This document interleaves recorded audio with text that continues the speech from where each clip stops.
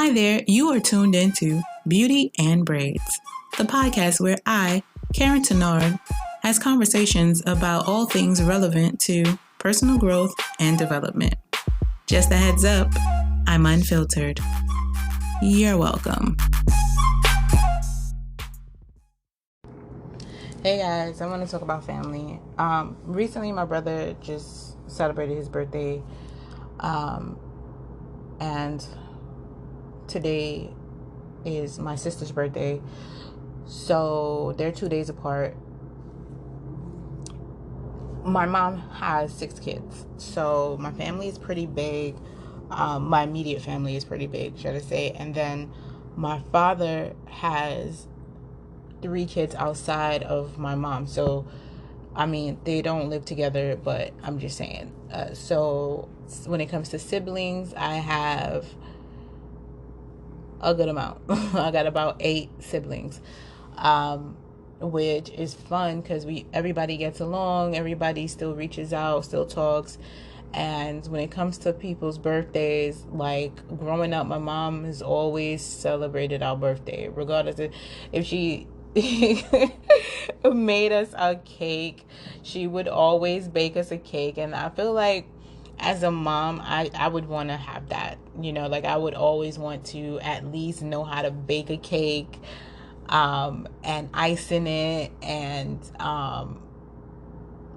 we had my mom always put so much love in like the food she prepared for us. Like that was one thing that she knew she could do. Like she was like, I will cook for them, like I will put this, they will not go hungry, you know what I'm saying? So even though we grew up, poor, people say that, or low income and things like that, we never really like starved. Like we were not,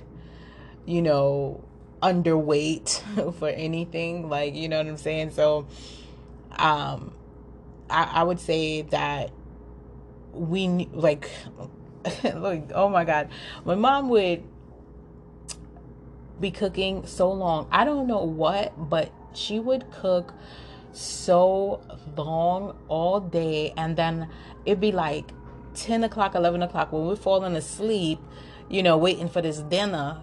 She waking us up to eat, like, and then we would go to school. Like, I don't know if it affected us. But I was always in my schoolwork, you know what I'm saying? Like I loved undermining my mom or my like teachers. Like, when my mom thought I was doing bad in school, I would do extra good in school, and then they'll, call her and she'll be all mad. Like, what did you do? And then they'd be like, oh no, just call them and say Karyne was great and she did this and she excelled in all her tests. And I would look at her like, yeah, ha, in your face, ah. Like, it was just my way of getting back at her. Like, for her to, thinking the worst. And my teachers, I used to do the same. Like, one of my teachers hated when I folded my hands. She thought I looked scary, or like I looked like one of those evil kids that like are up to no good. So that was when she thought that. Like, I think I was 2nd grade, 3rd grade, whatever. Like, then that made me want to do it even more. Like, I would just sit there. I was one of the good students in the class, so I used to just do it automatically. But because it pissed her, and she'd be like, stop folding your fingers. Like, I'm like, what? Like, what kind of craziness is that? So I used to do it anymore. I used to do it more than I needed to.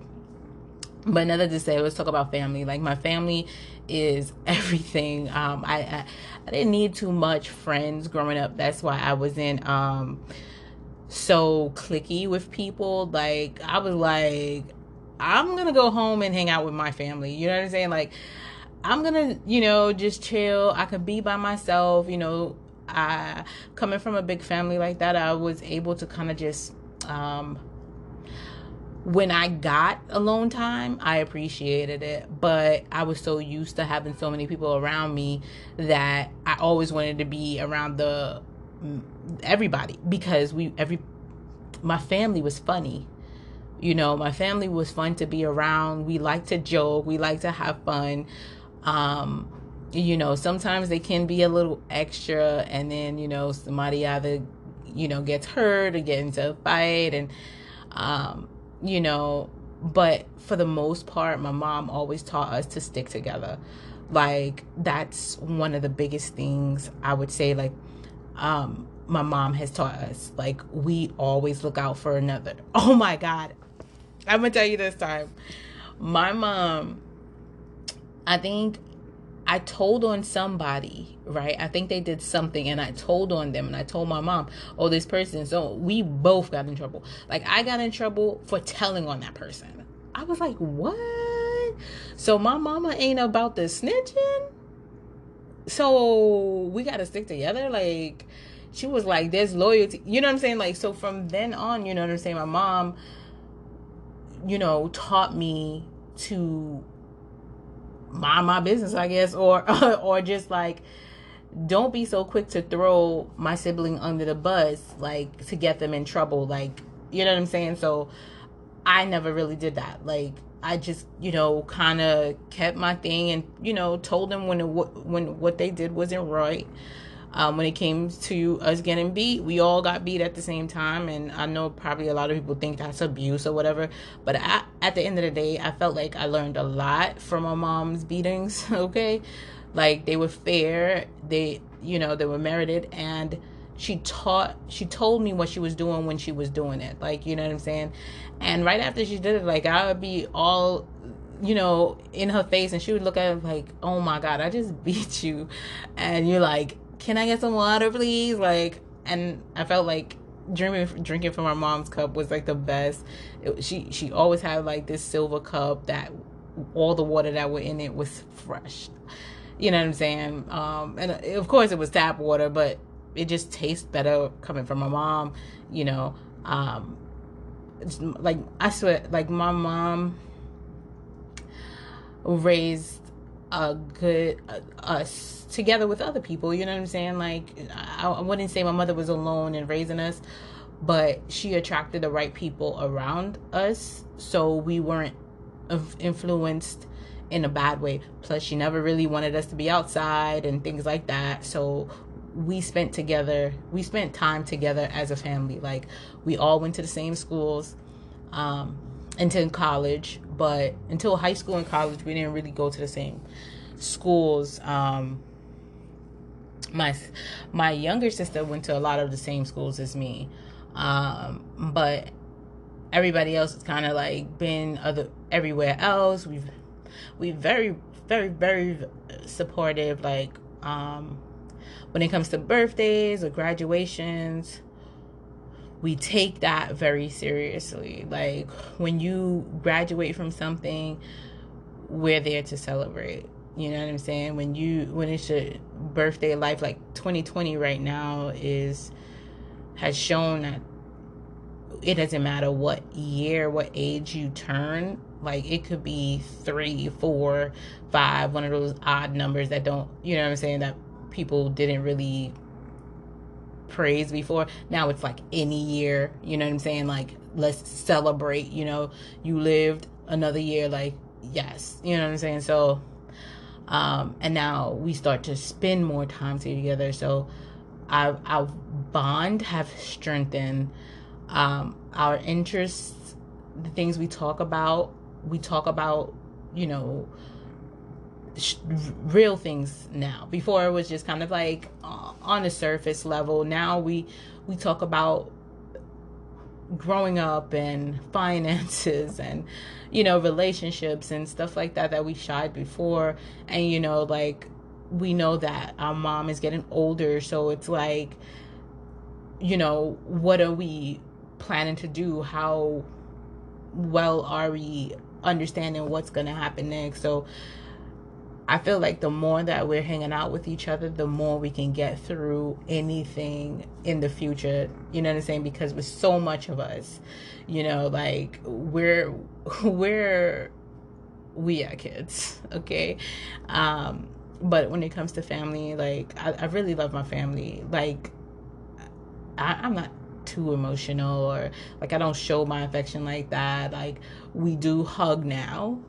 Growing up, we never really hugged. Like, but the last couple of years, we do like hug. We started to, do the Haitian tradition where we, hug and kiss each other on the cheek. But now it's more real. Like before, it was just kind of going with the emotions. But now, my family, when people see us, how we interact with each other, we're very family oriented. And you can tell from like how our older siblings interact with us and how we interact with our younger siblings and their kids. And it's just, you feel the love. You can see the love. There's no, like, and we're real about it. Like, if we cannot stand one of, like if we're having a tiff between each other, people know, like, you know what I'm saying? Like something's off, but we're not going to be sitting there saying like, for me, I don't go around like I'm messing with a person. I just distance myself a little bit, and I need the time to process it, because I'm like, it's not like I'm going to throw my family member away. That's, what I'm saying? Like, that's love. These people were chosen, to be in my life for a reason, as close as a family member. So, yeah. And even in my mom's thing, like, my mother, you know what I'm saying? It breaks my mom's heart if we aren't, close, if we aren't talking. So she's, when she sees everybody smiling and, laughing and getting along and doing this stuff, like she, it just makes her feel like she's done something right, with us. So, and us being who we are as kids and we're turning into adults, for my mom to still be here to see it, she's, we give her a gift every day without realizing it. And, I'm really happy about the family that I'm in. But yeah, so we talk about family. So I don't know if everybody's family has been there, but growing up, we've had people who looked at us and be like, in my relationship, one of my relationships, it wasn't a successful one because my ex was a little jealous of the love that I felt in my family. The bondness and the closeness I had in my family was something that kind of triggered him, because he didn't have the same thing growing up in his family. So it was hard for him to kind of be happy with me, because anytime he's seen how close my family was, it just made him feel a kind of way, which put a hedge between us, where he didn't really want to be around me as much, because he didn't like what it was making him feel. You know what I'm saying? So it's those small things, like y'all have really love, like you love your family, like it's and it wasn't just him, it was other people who would just be like, yo, your family is really in love. But we'd be like, my family is very dysfunctional. We are dysfunctional just like everybody else. We just know how to get through our stuff, and we know that family is important because we've stuck together for so long and we've gone through so much. Like, we gone through stuff where we had to, put pennies together to buy food, like wear each other's clothes and stuff like that, and deal with sometimes my mom wasn't there when she had to go to Haiti. And so it was just kind of like we stuck together, so we've created a bond. And like we've had our Christmases. Oh my God, we had our Christmases. My mom would make like homemade pizza. Like, my mom literally tried everything. Like, she tried. I don't know what made her want to, but she tried with the homemade pizza. I remember it, like, for Christmas, we enjoyed ourselves. We didn't have much, but we would get like, my mom would get us like powder, smell good powder, the Avery or something like that. But we were good. We were happy. For the most part, we were happy. We got beat together. We cried together. We laughed together. That's one of the biggest things. We laughed together and we played together. It was 6 of us in the household. So the 3 older kids hung out, the 3 younger kids hung out. My younger sister and my younger brother used to hang out the most, and then I would be kind of like double dutching between the older kids and the younger kids. You know what I'm saying? So I was always like, kind of the odd one out, like, but I didn't mind because I enjoyed my, my time, my space, and just kind of being a bookworm, and not really a bookworm, but doing my studies and doing that and having my own life, and you know what I'm saying? So it was just kind of like I shared with my family, but at the end of the day, I still was a, pretty private kid. Not everybody knew what I was doing. I was writing poems in my free time. I was, drawing. I had artwork, like, you know what I'm saying? So I was still creating and still have my own life. So as an adult, I respect the same thing. Like now it's more of like me and my creative side that I kind of nurture.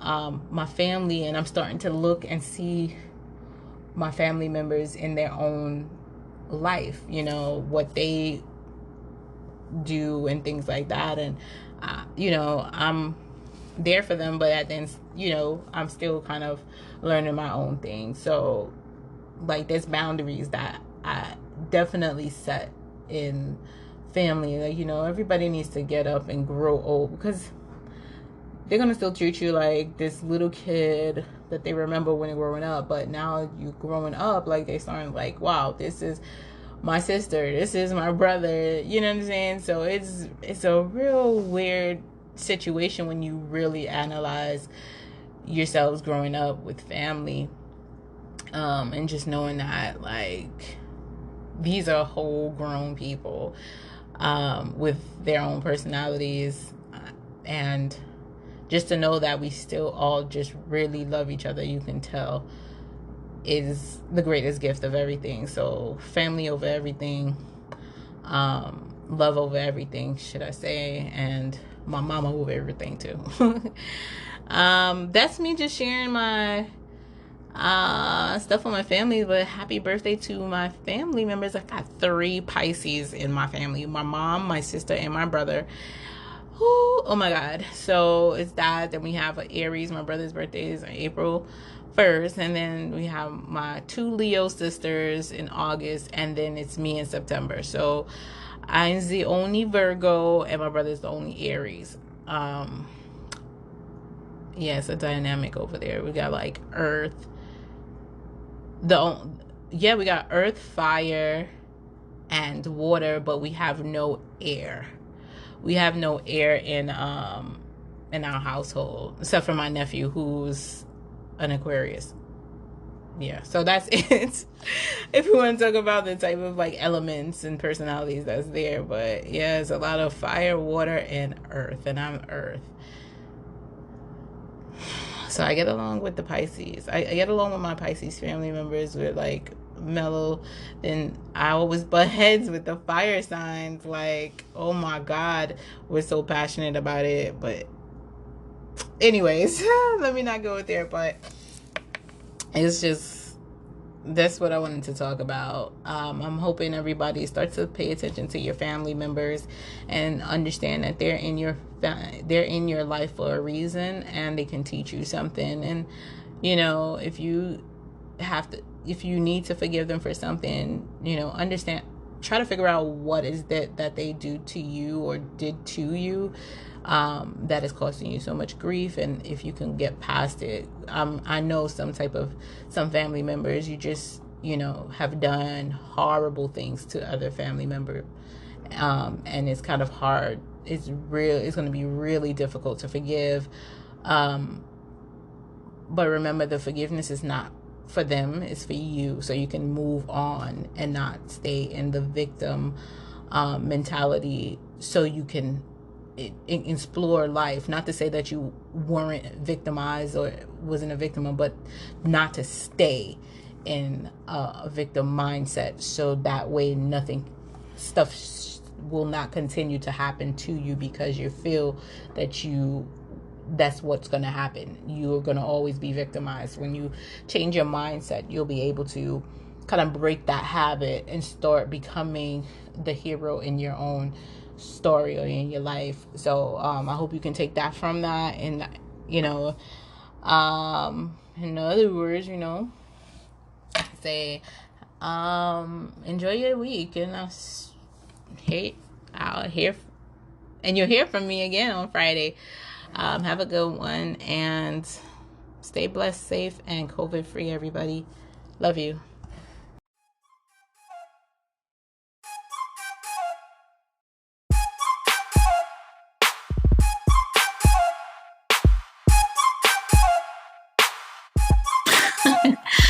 Thank you again for listening to Beauty and Braids.